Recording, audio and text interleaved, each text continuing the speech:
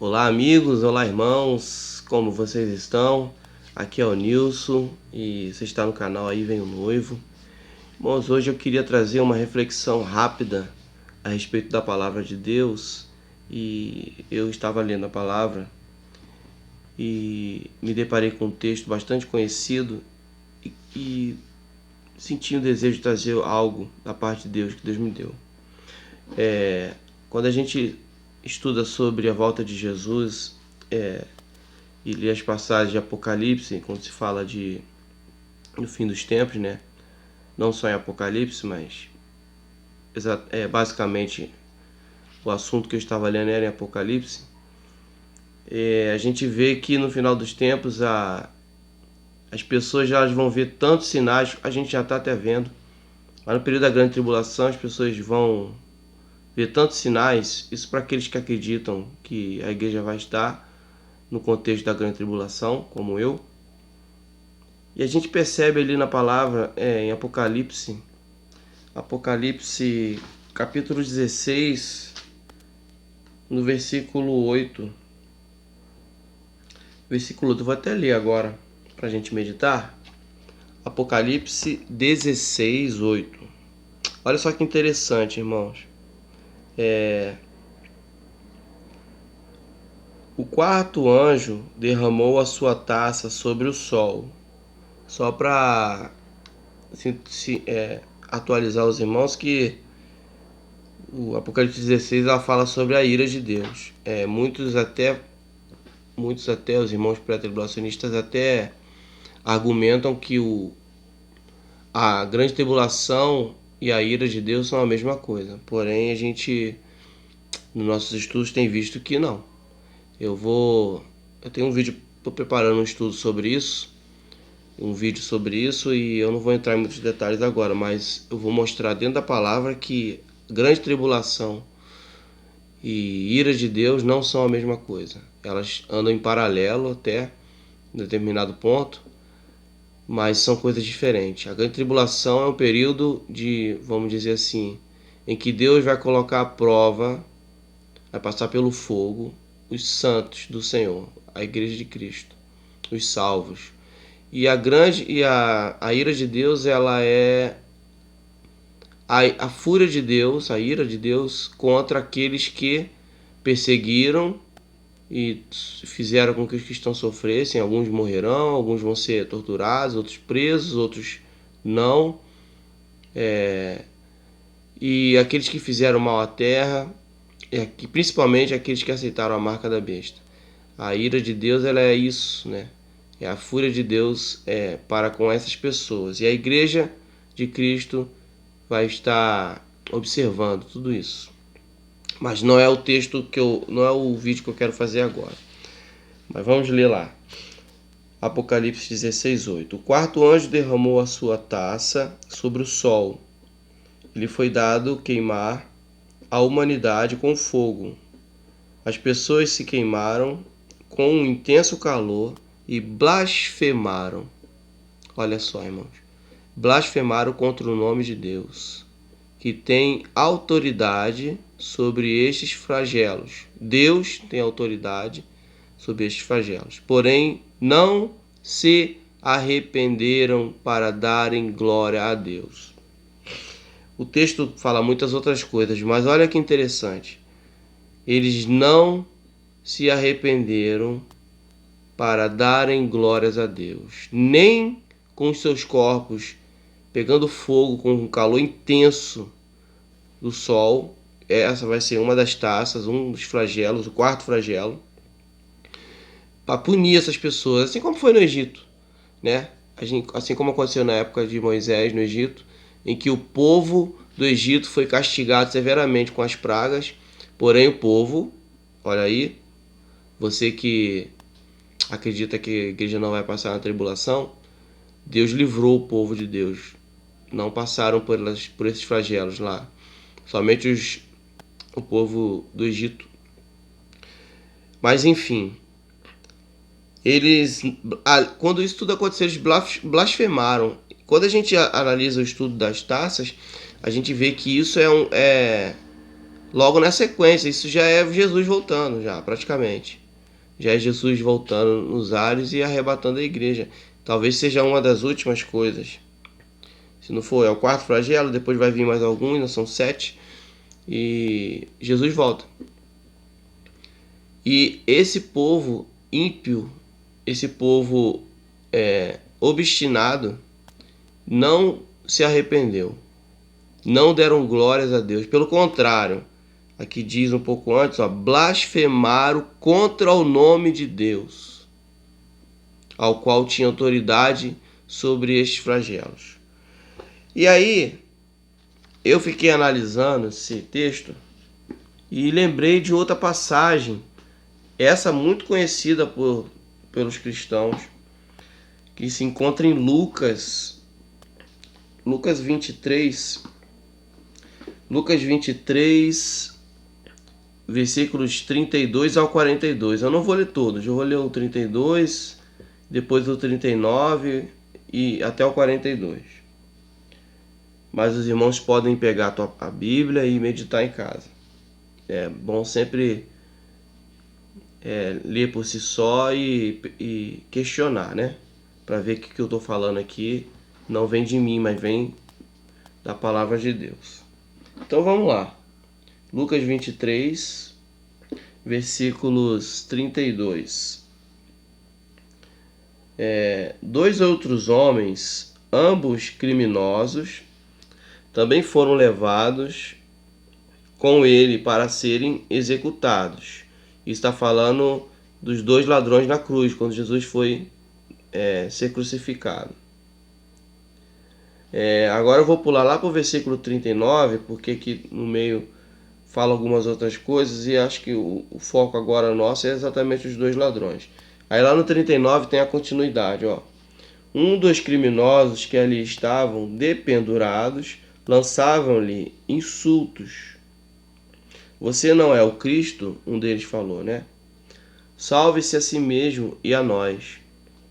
Olha só, irmão. Mas o outro, criminoso, o repreendeu, dizendo: Você não teme a Deus, nem estando sob a mesma sentença? Olha só. Nós estamos sendo punidos com justiça, porque estamos recebendo o que os nossos atos merecem. Mas este homem, Jesus no caso, não cometeu nenhum mal. Aí Jesus disse o seguinte: lembra-te de mim. Então ele disse perdão a Jesus: Jesus, lembra-te de mim quando entrares no teu reino. Depois tem a sequência e Jesus fala que ele, naquele mesmo dia, estaria com ele no paraíso. Os irmãos talvez, não sei se entenderam, mas a analogia que eu quis fazer aqui desses dois textos é muito pertinente, devido à situação de último momento. Jesus estava ali, prestes a suspirar, né, ir ao Pai, se encontrar, né, morrer, depois de 3 dias ressuscitar. E os dois ladrões estavam também sendo condenados. Eles sim condenados por um crime, por uma coisa de errado que eles cometeram.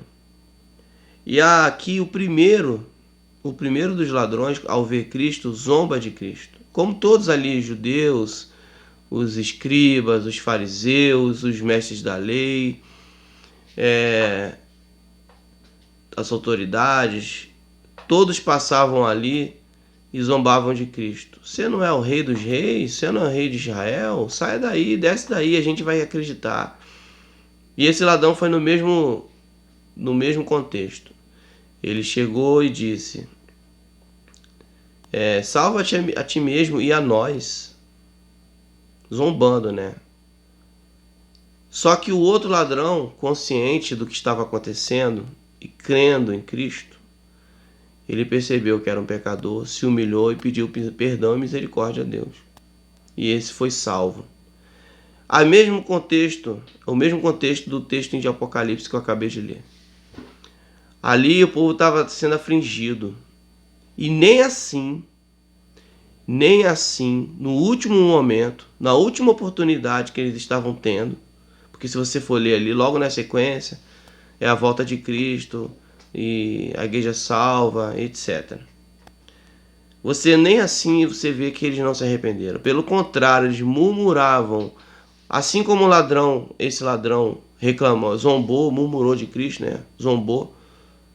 Eles também murmuraram, esses ao qual aceitaram a marca da besta, e fizeram mal aos cristãos, perseguiram, mataram os cristãos na grande tribulação.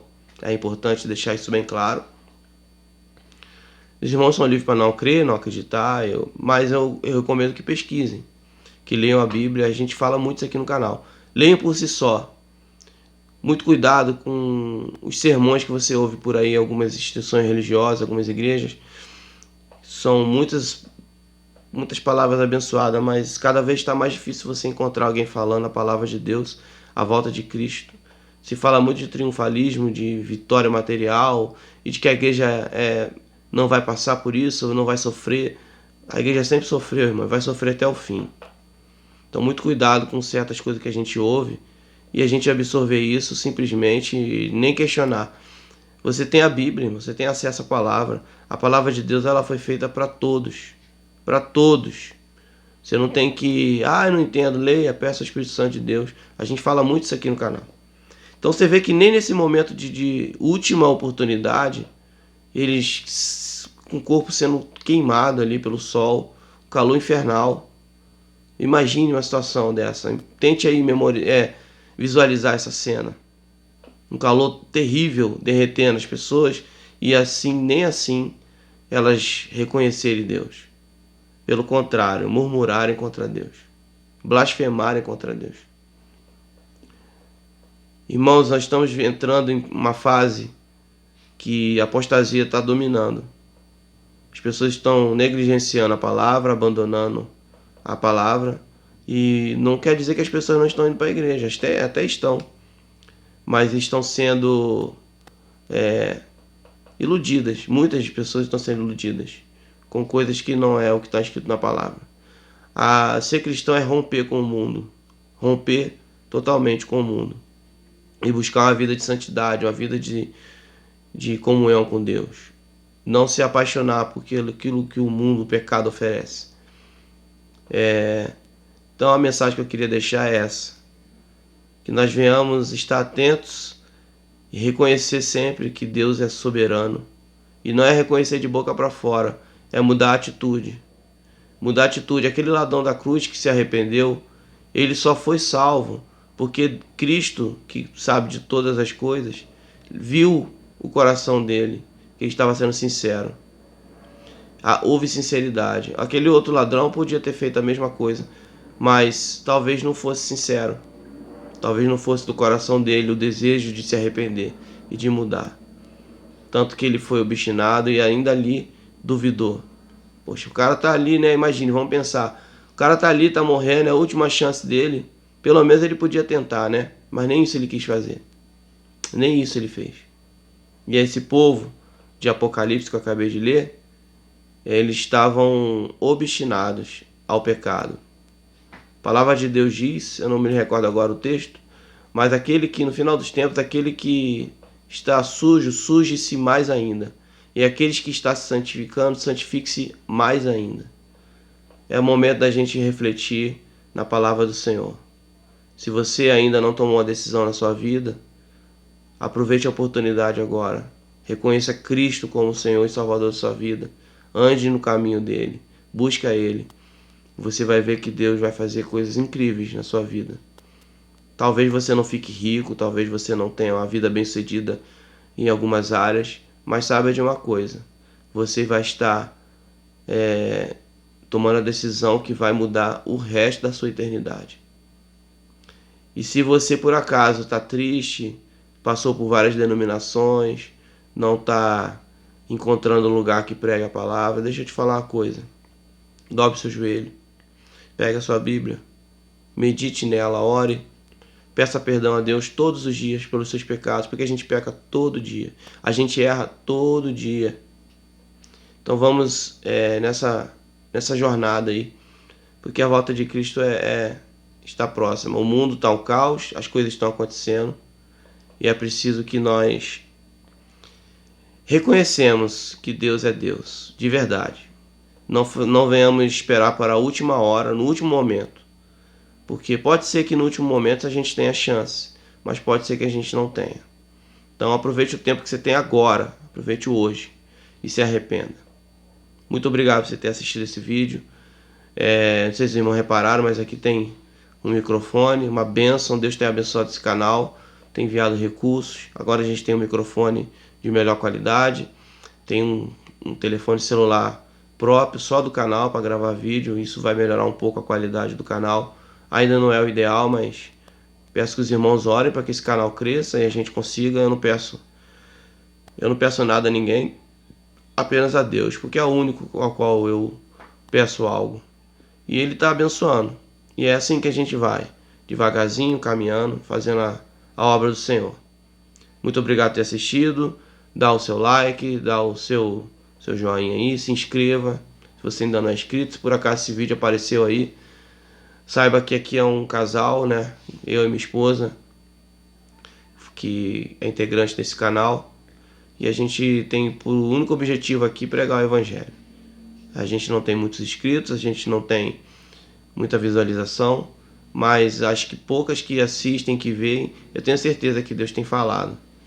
E eu peço a Deus sabedoria e entendimento para que a gente continue pregando e falando do amor de Cristo para todos aqueles que assistem e também a todos aqueles que a gente convive.